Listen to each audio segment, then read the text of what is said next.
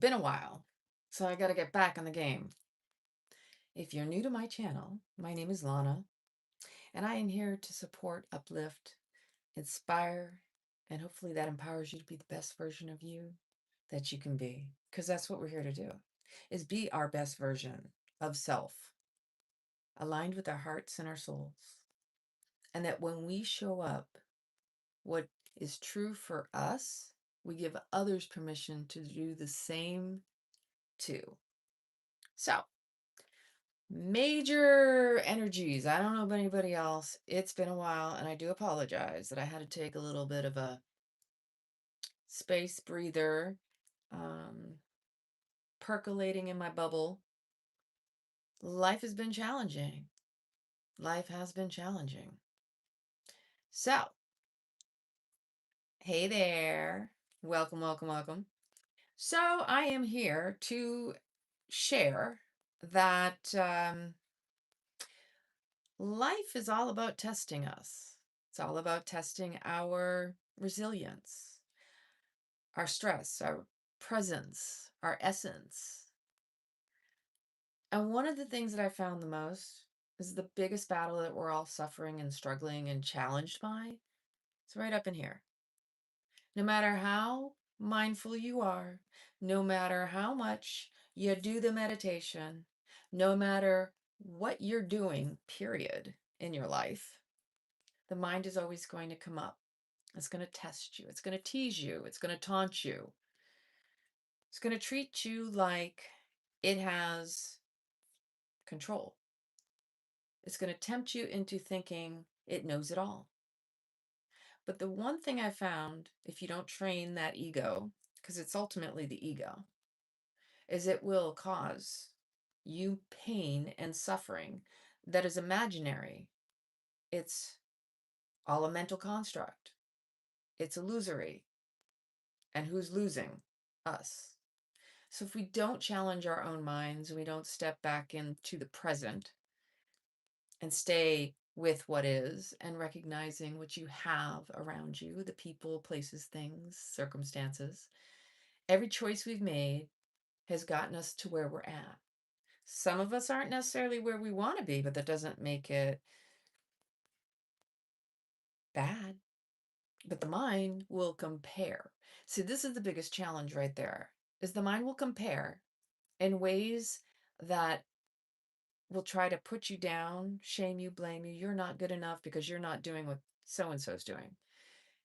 Comparing ourselves to other is stealing our own joy. And it's also giving our power away to a situation we don't even fully know. We only know what's going on in here. And a lot of times people don't even want to be present with what's going on within. They want to escape. They want to run in the other direction. And so the gaining of the wisdom, I love that name, is truly in being humble enough to go, that's not my truth. And no matter what my mind conjures up as a story, because it's all stories, that's why it's called BS, belief systems. They're stories. No matter how much that mind wants to wrap its head around a story and get you on a loop and exhaust you and drain you, it's up to you to know what's true, to learn to discern, to unravel all of the wound up chords, right? The music that keeps playing like a record player. Because the deeper the groove, the harder to move. And repetition is the key to mastery. So the more you think it, the more you become it. And we have to be really careful about our thoughts, because those thoughts become words and those words become actions. And it's a vibration, it's a frequency, it's the energy that we emit. When you walk into a space, you can pick up on if you feel comfortable, you feel invited, you feel energy. You can't deny it. It's a part of who we all are. It's our biggest gift. Granted, we've been taught and conditioned and indoctrinated into, don't trust yourself. Don't believe what you think or your intuition, what you feel. No, you got to think it through, right? The thinking doesn't make it so. So that no matter what you're going through in life, because there's a lot of challenge on the table for a lot of people, The biggest one is which direction are you going to go? Are you going to take the path of least resistance, or the one that is the scariest? We challenge ourselves in life by taking those scary routes, specifically to build resilience, courage, to remind ourselves that that's what we're here for. If we're not being challenged, then what are we living for? If we're just going through the motions, we get bored. And even your heart and soul knows that's not the way we grow. And when you are challenged, that's when you grow the most. Just like the butterfly has to practice pushing and against the chrysalis to emerge stronger. Because if it's not the butterfly that breaks through, it won't live. It has to have that strength to be able to flap its wings and continue to fly in life. We all need that. So don't get hard on yourself when things get challenging. I'm saying this for myself to hear it too. Show up. That's the best you can do. And sometimes showing up is all you need to do. Yeah, we can crawl under the covers and, that would be wonderful, wouldn't it? Just make it go away. Cognitive dissonance. If I don't look, it doesn't exist. It's about priorities. It's about doing the hard things, even when you don't want to do the hard things, because life is about hard things. Adulting. Anybody else out there saying like, I'm done? Adulting has become too serious. Like my inner child saying, I didn't sign up for this. I didn't sign up to be in conflict with my own heart and soul. The biggest challenges we face are the ones that are created in the mind.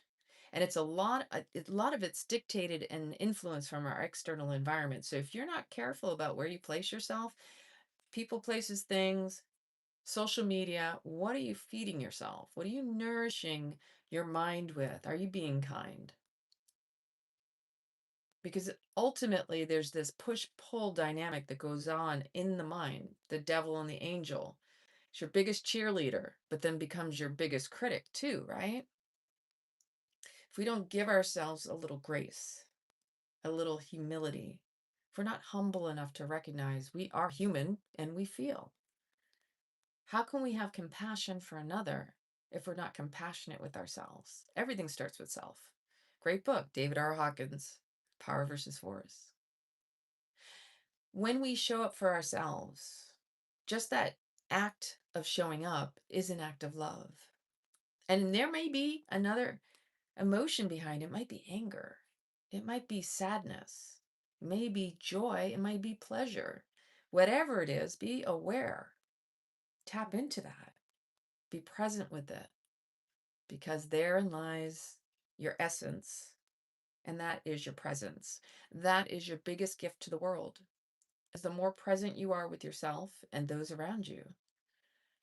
It's too easy to get caught up in the media channeling, televisions, and all of this indoctrination that is mind spells, Babylonian babbling, languaging that really blows most people's minds. If you listen to words, you just start doing a little research, and eventually you start to hear things in the words that don't seem to go, wait a minute, that's not what I thought that word meant. You look it up and you find it's not what you thought it meant. And that there's duplicity, duality, multiple meanings for multiple words for the same words. So it's always so important that we choose our words wisely in the way we think as well as we speak, because that's actually rippling out in the world around us that we are creating. And we are all co-creators, collectively collaborating in this game called life, because it really is a game. We need to be more playful. We need to have more fun.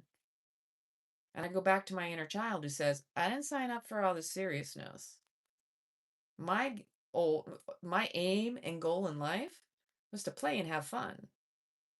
And then these crazy people, men trying to play God over man, makes you question. You should question. And if you don't question, there's something wrong there. Anytime you're not looking at the situation and going, is this for the highest and best and truest self for me and everyone around me? Like, truly tap into that. Are you a part of problems or a part of solutions? I think we are all part of the solution. It's just where along our path are we?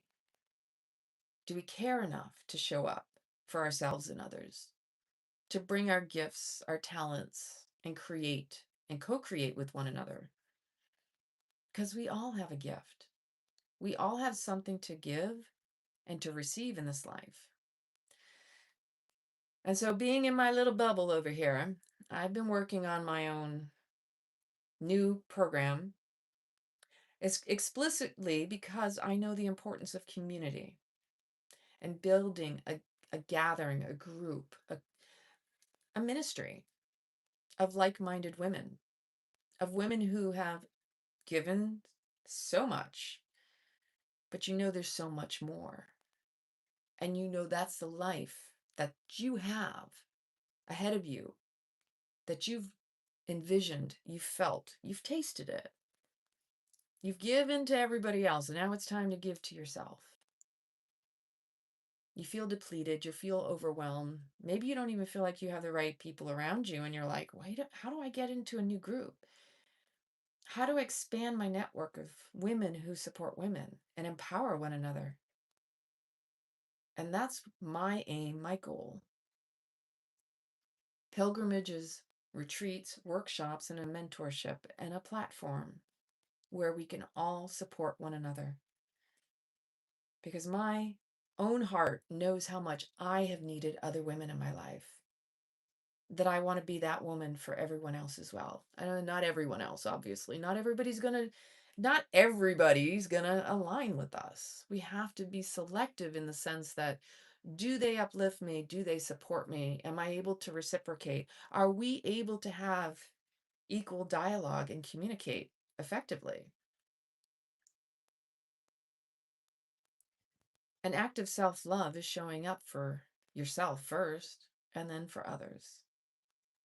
And so I've started Queen Bee Alchemy, which is a ministry for like-minded women, that I activate the supreme power within you to rise in love and to reign in your life, because it's time to reclaim our crowns, ladies. It's time to call back our power, to stand with one another, to support, inspire, and elevate and empower one another. Like all the things you've been looking for in your environment that you haven't been getting, that's what this is for. This is what I am about and always have been. And so I'm coming on tonight to regain my momentum, because I have not been online for a very long time.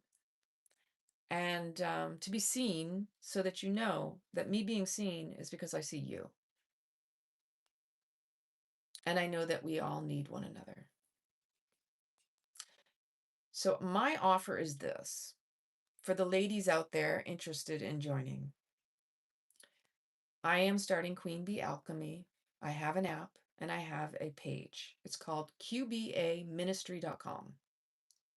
You can email me directly through that website. You can click on the contact form at the bottom. There's a contact link. It's simply, the email is very simple. QBA@QBAministry.com. I am in the process of planning a trip to St. Thomas and then also Hot Springs, Arkansas. Those are going to be initiation trips for the women who join. And then you will have the option, you always have the option, to either join the membership, the monthly membership, or to come in on the 6-month membership. And there are different tiers depending on one-on-ones and other offerings. And this is my love offering from my heart and soul, because it's something